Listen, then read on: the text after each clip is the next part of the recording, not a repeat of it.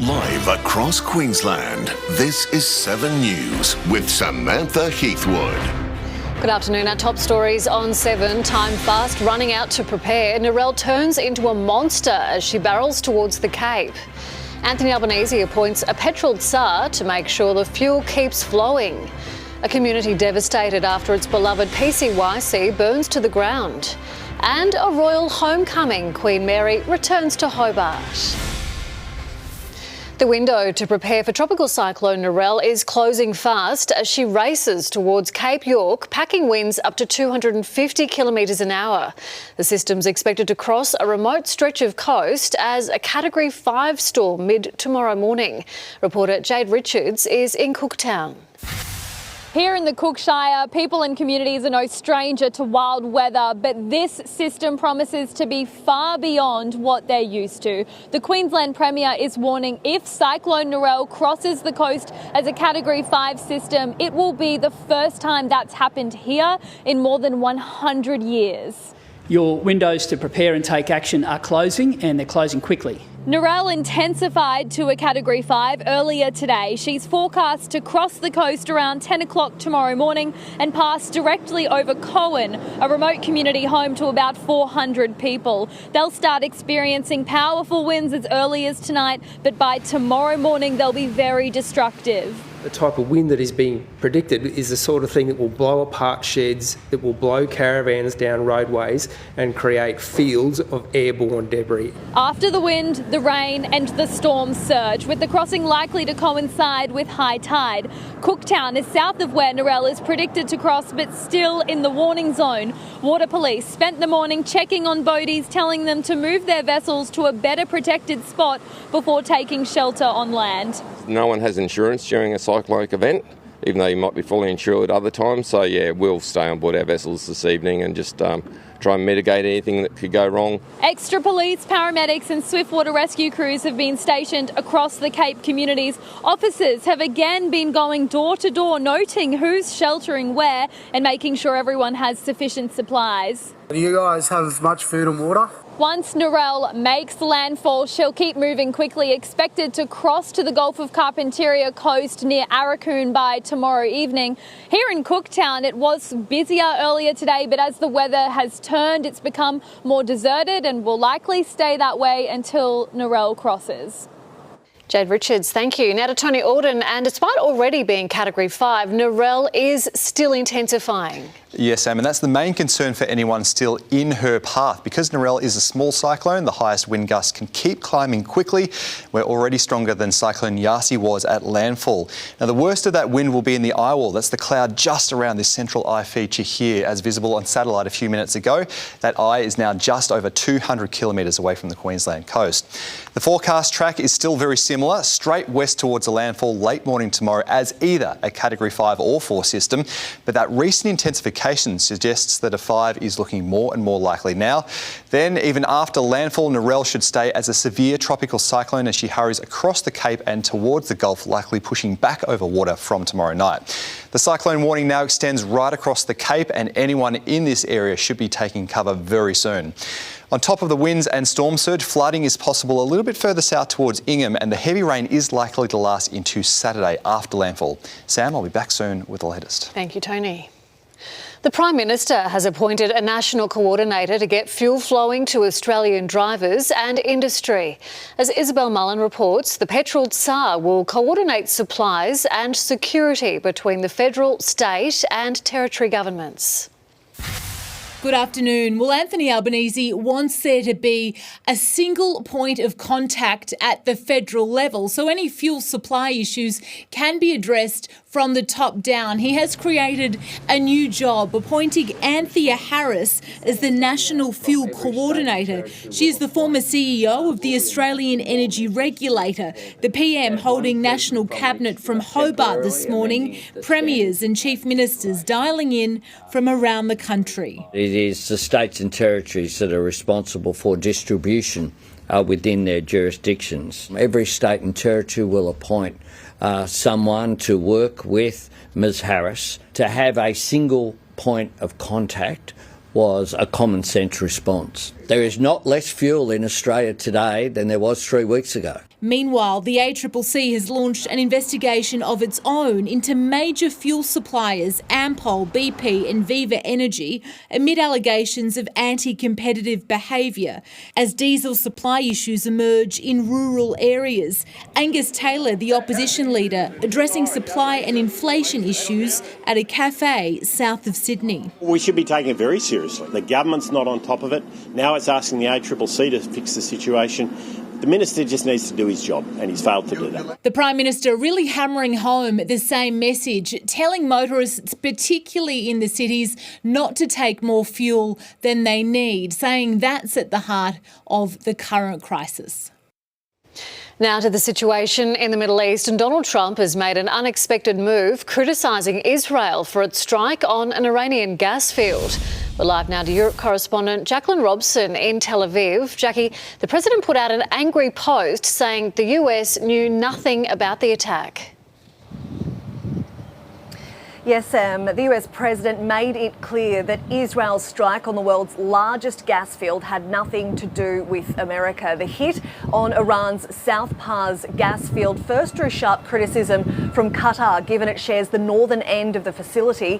But then came Tehran's retaliation, sending missiles into Qatar's LNG facilities, causing massive fires and damage. Qatar said it reserves the right to retaliate, officials reportedly rushing to the phone, demanding to know if the US had prior knowledge. Donald Trump posting on Truth Social, clearly angry, ordering Israel not to strike the Iranian facility again, but warning Tehran if it continued its attacks on Qatar, the US would, quote, massively blow up the entirety of the Iranian South Pars gas field with power never seen before, adding he would authorise it if the LNG sites came under more fire.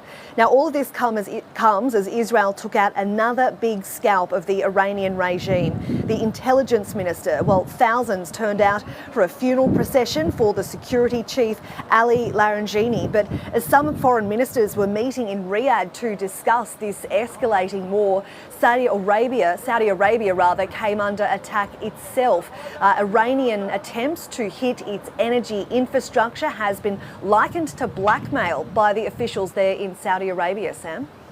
Jacqueline Robson live in Tel Aviv for us. Thank you. A man is being questioned after a decades-old youth centre in Toowoomba was gutted by fire overnight. To reporter Liam Bland, Liam, fire crews arrived to find the building fully ablaze. Sam, there was little they could do to save the PCYC on James Street or the equipment inside. It was a group of paramedics who first spotted the flames as their ambulance was passing by around 1 o'clock this morning. It took fire crews about 3 hours to bring the blaze under control and stop it from spreading to other nearby businesses. The orange glow could be seen for kilometres and it could be heard from a distance too as gas bottles exploded. Thankfully, no one was injured. The club has been a staple of the local community since 1969. It was home to various sporting groups, gymnast, cadet clubs and learner-driver programs. It's a total loss. So we believe at this stage that we'll have to rebuild the whole facility. It'll be in excess of 20 million, I'm sure. There is a 28-year-old male person currently assisting police with their inquiries. That 28-year-old was tracked down by police around 5 o'clock this morning in the Toowoomba CBD. Sam, at this stage, no charges have been laid. Liam Bland, thank you. A royal homecoming is well and truly underway in Hobart as Tasmanian-born Queen Mary returns to her hometown. Reporter Laura Turner is there. Laura, royal fever has taken over the waterfront. Absolutely has. The band is playing and the flags are flying, the Danish, the Tasmanian, the Australian, they're all flying high. And I want to show you why. Queen Mary is right here along with King Frederick. They arrived about 10 minutes ago on the waterfront here in Hobart and they are giving absolutely everyone as much time as they can. She's shaking every hand she sees and just being so warm and friendly. It is, I mean, she's just being so accommodating to everyone along the fence lines here, and they've been lining up for hours now. You can just see her taking flowers off someone there and smiling, having photos, really giving them a lot of their time. And this is after a jam-packed day here in Hobart, where she's just gotten off a ferry actually, after spending some time at the Mona Museum, and before that she spent a fair bit of time on another boat, learning about the local ecosystems, biodiversity, and even at one point holding a lobster. So is there anything that Queen Mary hasn't done on this trip? The other day we saw her kick a footy, so she's certainly being the down-to-earth Australian girl that we know. But here in Hobart, this is the end of the official part of her tour, and what a beautiful event this has been. Hobart has really turned on the weather for her. The sun is shining. A beautiful day out here for this street party to welcome Queen Mary home. It's wonderful. Thank you, Laura Turner at Hobart for us. Well, coming up in 7 News, a big shake-up in Brisbane's breakfast radio wars. We'll break down the big winners and the big loser. Work restoring the northern end of Bribie Island finally complete. And one dead after a cable car plunges to the ground at a Swiss ski resort.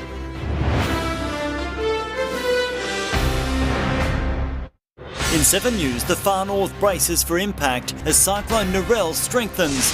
Fuel Task Force mobilised, what it means for prices and supply in Queensland. A community in shock, a popular Toowoomba PCYC targeted by arsonists, and a dramatic twist in Brisbane's brekkie radio battle. 7 News at 6. Tonight on 7 News, fuel relief's here. 7 News are helping with a 20k fuel giveaway. We're giving you a chance to win a $250 gift card every night all week. Staycation Nation, the Aussie hotspot's booming right now. Why there's never been a better time to holiday at home. Plus, the new Big Little Lies. The stars of Hollywood's latest murder mystery are on Sunrise. Start with Sunrise. Boaties can again get to sea across the Pumicestone Passage Bar, with the state government announcing dredging work to restore it is complete. It also means the Caloundra Coast Guard can return to its permanent headquarters at Bullcock Beach. We've dredged the channel, which I think is 2.5, 2.7 metres deep on, or 2.5 metres, Roger, on low tide today. Deep channel.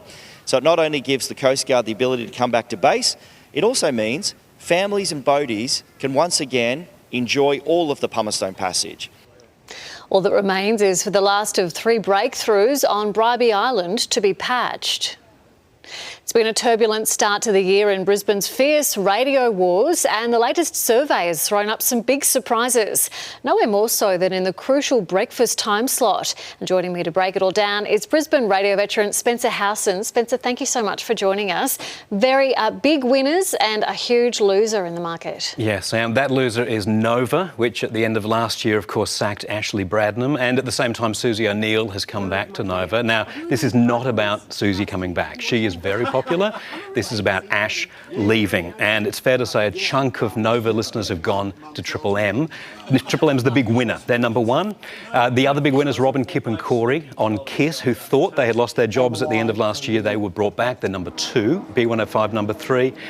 The other big winner is Barbecue Bob Gallagher on 4BH, which is an AM music station. He does the show from his home studio, and he is very, very popular with the 65-plus audience. The ABC and 4BC would love the audience that he has with the 65-plussers. As a result, he is right in there with the top 4. People love expressing their opinion by switching the dial, don't they? Given all the lineup changes and the backflips, is this just Brisbane listeners trying different shows or looking for a new favourite, or is it something that you think we'll see is more permanent? It is people having a flick around. We've got 4BC, there was change at 4BC, so 4BC listeners are looking around. Nova, there was change, so Nova listeners are looking around. Even Kiss listeners who thought that Robin, Corey and Kip had gone and maybe didn't like the way they were treated or didn't know they'd come back, they're flipping around. It is very early in the season. This time last year, B105 were number 1, they were number 3 by the end of the year. This time this year, Triple M is number one. Where will they be by the end of the year? It's been a long time, over a decade, since Brisbane has had a breakfast show which has been number one all year. Maybe Triple M can do it again this year. Yeah, consistency is key, isn't it? Over on the AM dial, 4BC continues to struggle. Are people losing interest in talk, do you think? OK, I'll say this about 4BC. All the chopping and changing of presenters on breakfast has not helped. They had a news breakfast show for 2 years, then an entertainment breakfast show with Laurel, Gary and Mark, then a news breakfast show for a year. I think they've got it right now. They've got Sophie Formica, she's highly intelligent. You've got Knockabout Dean Miller, and it's a mix of news and entertainment. This morning I tuned in and they were talking about the Angels coming to Brisbane, and then it was about petrol prices and inflation. I'm genuinely surprised they didn't do better this morning. They will. Really, to your point, the big question is, what do people want from breakfast when they wake up, from radio when they wake up in the morning? Do they want to be informed, or do they want to be entertained? Well, nobody better to ask. Spencer Howson, you're doing a PhD at Griffith at the moment into the value of local radio. I think this shows an example of that, doesn't it? Exactly. Thank you, Thanks. Spencer. Thanks for your time. Well, a woman has died at a Swiss ski resort after the cable car she was in detached, plunged to the ground and rolled end over end down the slope. The 61-year-old local was the only person in the gondola. It's unclear at this stage how it came loose, but witnesses say the mountain was being buffeted by high winds at the time. Just ahead, the Iranian women's soccer team returns, how the players were greeted on their arrival back in Iran. And in sport, Michael Maguire finds he has Storm support.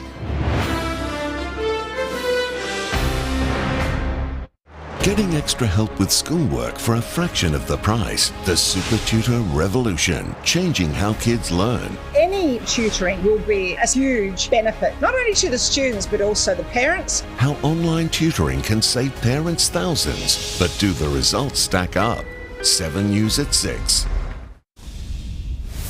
The Iranian women's football team has arrived home in Iran, including 5 players and staff who initially accepted humanitarian visas in Australia to remain in Queensland. And as Mel Whiteman reports, training with the Raw has provided them with at least a moment of something familiar. After a roundabout journey that took them from Australia to Malaysia and Turkey, the Iranian women's soccer squad has finally arrived home. State media has shown them being given a hero's welcome as they crossed the border into Iran.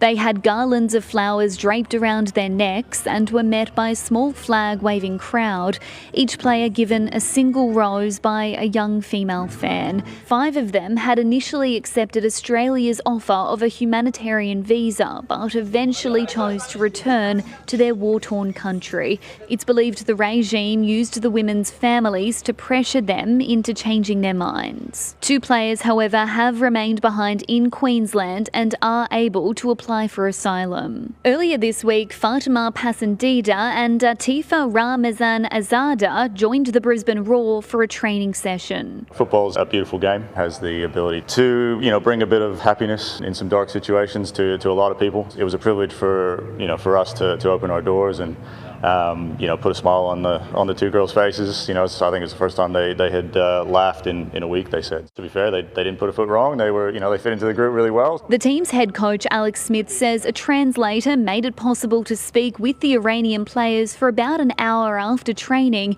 At this stage, there are no plans to have them join the Raw's women's side, although we're told they'd be welcome here anytime. Steve's here now with more sport. Yeah, thanks very much for that, Sam. Good afternoon, everyone. On the eve of the grand final rematch, Craig Bellamy's come to the defence of his coaching rival. Despite the Broncos arriving in Melbourne winless, the Storm mentors slammed the suggestion Michael Maguire is under pressure. I would find it hard to believe the guy that won, was the coach of a grand final women's side 6 months ago would be under pressure. That's ridiculous. Coming up at 6, Stefano Utokomanu and Reece Walsh reignite the feud that defined last year's decider. It will be a tough week for one of the Gold Coast Suns, who will be dropped for key half-forward Bailey Humphrey, who's back from a hamstring strain. He'll train today. If he gets through training, he'll play. Like we said, it was a conservative call last week, one that we're happy we made. Hardwick saying his charges have reviewed last week's poor second half against the Eagles and will be ready for 70,000 hostile Richmond fans at the MCG.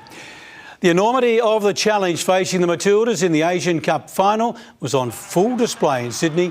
Tournament favourites Japan booked the remaining spot in the decider with a 4-1 demolition of South Korea. In 5 matches, Japan has piled on 28 goals and conceded just 1. I think the way that they play football is quite ruthless, so I don't look at them and see a nice team. They might be smiling. The final is at Stadium Australia on Saturday night. Sam, a lot more sport coming up at 6. Looking forward to it. Thank you, Steve. After the break in the afternoon news, we're live to Cooktown for the latest as Cyclone Narelle barrels towards the coast.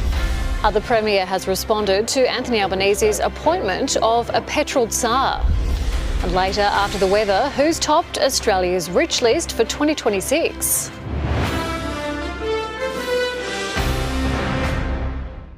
Across Queensland, this is 7 News with Samantha Heathwood. Recapping our top stories this afternoon, and communities on the Cape York Peninsula are bracing for the arrival of tropical cyclone Narelle. She's currently a Category 5 system and we'll have the latest in just a moment. National Cabinet has agreed to form a task force to ensure fuel supplies are maintained and shared equally between the states and territories.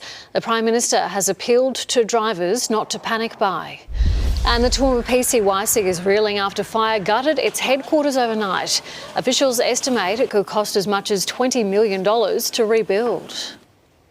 Live now to far north Queensland, where tropical cyclone Narelle is bearing down on the Cape York Peninsula. Reporter Jade Richards is in Cooktown. Jade, there's been plenty of warning. Is everyone ready?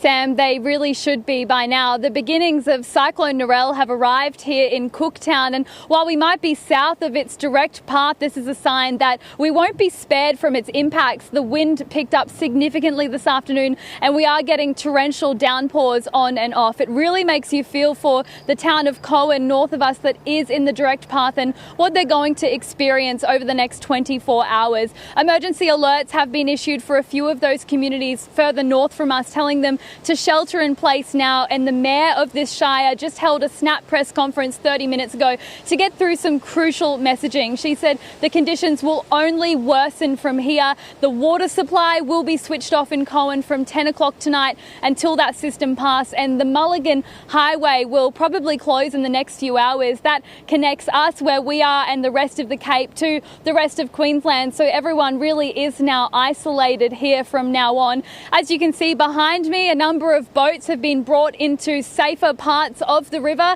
and from now on everyone will just be riding out the rest of Cyclone Narelle. Sam? Jade Richards live in Cooktown, thank you. Now to State Disaster Coordinator Deputy Commissioner Chris Stream at the headquarters in Kedron. Deputy Commissioner, how prepared are you for Narelle? What are you expecting in terms of damage? Good afternoon, Sam. So we have spent a great deal of effort in preparing for Tropical Cyclone Narelle.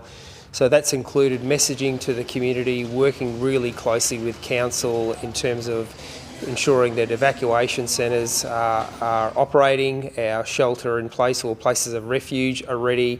We have placed a lot of additional resources into those smaller communities, so that has included police, Queensland Fire Department, in particular their swiftwater rescue crews. We have additional state emergency service with flood boats also in that area.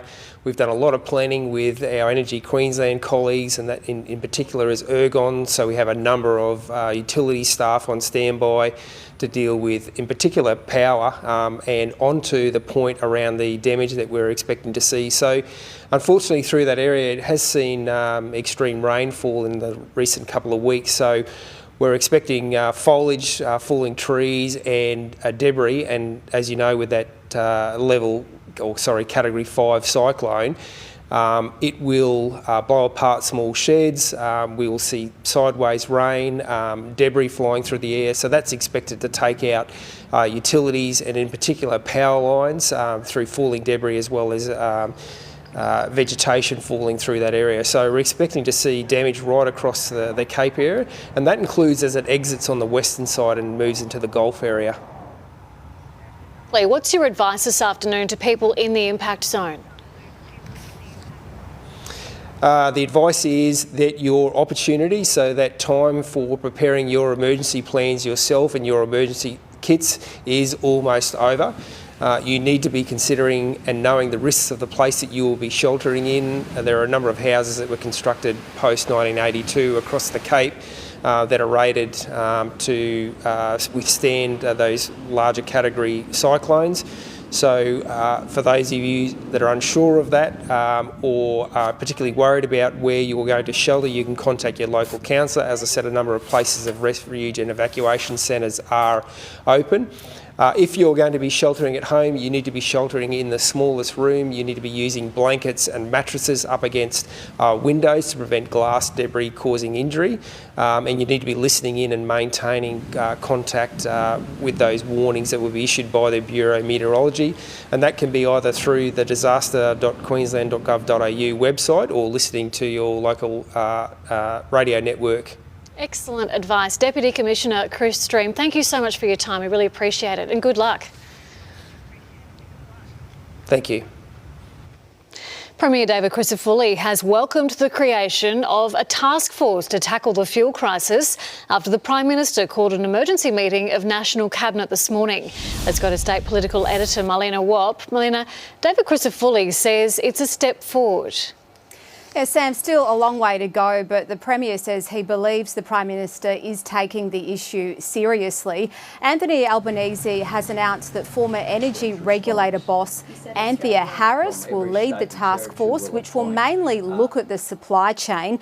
The Premier dialed into National Cabinet on his laptop from emergency headquarters in Kedron while juggling all of the briefings on Cyclone Narelle. He's appointed Cross-Border Commissioner Bob G to be representing Queensland on the task force. Some farmers have started to receive supplies after the extra reserve release, which is essential to keep harvesting going and get fruit and vegetables to grocery stores.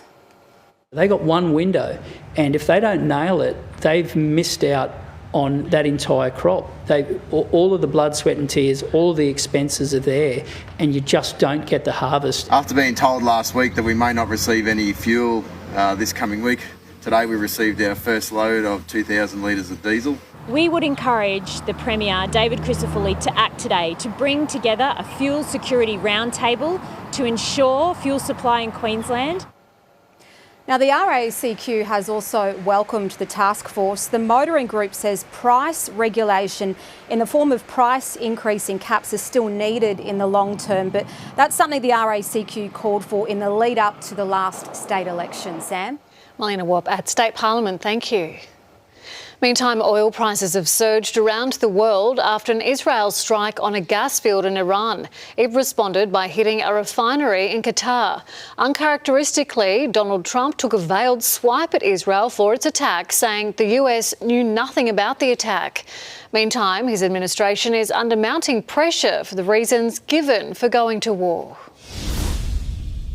As the war with Iran enters its third week, top White House intelligence officials have been grilled by a US Senate committee, the first time they've testified publicly since the war began. Questioned over the Trump administration's shifting and often contradictory claims about the rationale behind America's decision to strike. If left unimpeded, yes, Senator, they would have the ability to range missiles to the continental U.S. Under fire, Director of National Intelligence, Tulsi Gabbard. The regime in Iran appears to be intact but largely degraded due to attacks on its leadership and military capabilities. Her testimony coming just a day after the resignation of Joe Kent, the head of the National Counter-Terrorism Centre, who in his resignation letter wrote Iran posed no imminent threat to America. Gabbard, who is friends with Kent and has long opposed US intervention in the Middle East, was asked whether she believed Iran posed an imminent nuclear threat. The only person who can determine what is and is not an imminent threat is the president. In her printed opening statement published before today's hearing, the director wrote Iran's nuclear enrichment program had been obliterated after the US bombed key sites last year, and that there'd been no effort since then to rebuild. But when she testified today, she left those parts out. You omitted that paragraph from your oral opening. Was that because the president had said there was an imminent threat 2 weeks? No, sir, I recognize that the time was running long and I skipped through some of the portions. Tulsi Gabbard also wouldn't back up claims from Donald Trump that no experts had predicted Iran would retaliate to US strikes by attacking its neighbours in the Middle East, refusing to say whether she'd briefed the president about that possibility, despite the fact that Iran had openly talked about that in the past. Kyle Sandilands has broken cover, telling 7 News he intends to fight the tearing up of his $200 million radio contract. He says he wants to clear up misconceptions, but at the moment his hands are tied. Tom Saker reports. Late this morning, Kyle Sandilands left his home here in Vaucluse in his car with his wife Tegan, speaking to us exclusively for the first time since he was officially sacked by his now former employer ARN. The termination of his contract happened only yesterday. He said he does not accept it and will plan to fight it. It will be an extraordinary legal case which could stretch on for years. He and his former co-host Jackie O. Henderson are now chasing the remaining $88 million each that's left on their contracts. Take a listen to what Kyle had to say earlier this morning. A lot of people obviously keen to know what your future is. Yeah, we're all keen. I'm keen to know as well. Yeah. We haven't. As far as I'm concerned, we're challenging the termination or the breaking of the contract, and we'll go from there. Now, Sandilands took off down the road before we could ask him about the radio survey ratings, which was released today and which shows Kyle and Jackie O's final stint on air was yet another successful survey period. They were beaten only in Sydney by 2GB's Ben Fordham. In Melbourne, however, Kyle and Jackie O's show came in a dismal 8th place yet again. Overall, ARN, Kyle and Jackie O's former employer, suffered a major blow after moving Gold 101.7's Jonesy and Amanda from breakfast to drive. Smooth FM took top spot overall and 2GB ratings lifted as well, but ARN lost a huge chunk of its audience, about 60,000. The next survey period will be the most interesting one to see what happens without Kyle and Jackie O. As Kyle said to us, he's certainly not stressed at all. Just ahead, our weekly look at what's happening on the big and small screens, including Zendaya seemingly here, there and everywhere. Tonight on 7 News, fuel relief's here. 7 News are helping with a 20k fuel giveaway. We're giving you a chance to win a $250 gift card every night all week. Now to the latest in entertainment news, and it's welcome back to Wenley Ma, the culture critic with The Nightly. Wenley, so lovely to see you again. Firstly, Zendaya and Robert Pattinson have teamed up for a black dramedy. Yes, this is called The Drama, so it's very well titled. They play a soon-to-be married couple and, you know, seemingly completely in love, excited about their wedding, and then one night they have a conversation with their friends and a little secret comes out, something that, you know, was encouraged to be confessed, and then it just changes the dynamics of everything. Of course, Zendaya and Robert Pattinson both presented at the Oscars earlier this week as well, so we really do get to see a lot of her. Sadness, grief, loss, love, hope. These are all things that we all experience in our own way, sometimes just in different circumstances. So, yeah, that's the beautiful part about what we get to do. It looks pretty good, and we'll see Zendaya and Robert Pattinson again in the sci-fi epic Dune Part 3. Dune Part 3, first trailer came out this week. It's not out for another 9 months, but they're already trying to get everyone excited. Of course, Timothée Chalamet plays Zendaya's love interest in that, and Robert Pattinson is playing a new character that we haven't seen in the Dune movies yet. He is an antagonist, but Pattinson has said that he's not sure if he's actually the villain, but he himself can't wait to see when the movie actually comes out. Ooh, sounds pretty good. And opening today, though, is a critically acclaimed sci-fi movie starring Ryan Gosling. I loved this. This is Project Hail Mary. I cried like 3 times and it wasn't even that sad. It's actually a really uplifting movie. It's from the same author as The Martian, and it's also been adapted by the same screenwriter, but you've got a different set of directors here. So it's the guys who actually made the Lego movie and the Spider-Verse movies, and that should give you an idea about the tone. It's very uplifting. It's very kind of life-affirming. I think that's probably why I cried, because there was just a relationship here that was just so sweet, and it's Ryan Gosling playing an astronaut in space, which is something he's done before, so there's obviously a reason why he chose to do that again, and he talks a little bit about that in this clip. I'm not an astronaut. If you don't go, you die. We're the rest of us. He's not saying that there won't be problems in the future, but he's saying that, you know, we human beings make the impossible possible all the time. That's what human history is us doing things that seemed impossible at one point, and then we figure it out. Oh, that looks good. I love him. And finally to the small screen, and a quirky Australian comedy is back for a second season. About time. It's been so long since the first season of Deadlock, and I'm really excited this is finally back. They've left Tasmania, they've gone to the Northern Territory, so 2 completely different extremes in weather and temperament and kind of just zaniness. And, you know, Deadlock is a very chaotic and hilarious series, incredibly Australian in its tone and identity. And where else do you go to kind of match that sort of kaleidoscopic of big personalities than the top end? Sounds pretty good. Wenli Ma from The Nightly, thank you as always. See you next week. Thank you. And if you'd like to read more entertainment stories from Wenli, you can check out The Nightly. The unemployment rate rose in February according to the latest data from the Australian Bureau of Statistics. It reached 4.3%, up from 4.1% in January. It defies predictions by some economists who'd forecast unemployment would remain steady.